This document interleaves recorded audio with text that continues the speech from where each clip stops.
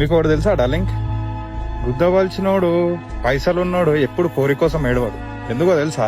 ఎందుకంటే మన దగ్గర మస్తు పైసలు ఉంటాయి. ఇవాళ ఈ పోరి కాకపోతే రేపు ఇంకో పోరి కాకపోతే ఇంకో పోరి. వానికి వందల లక్షల ఆప్షన్స్ ఉంటాయి.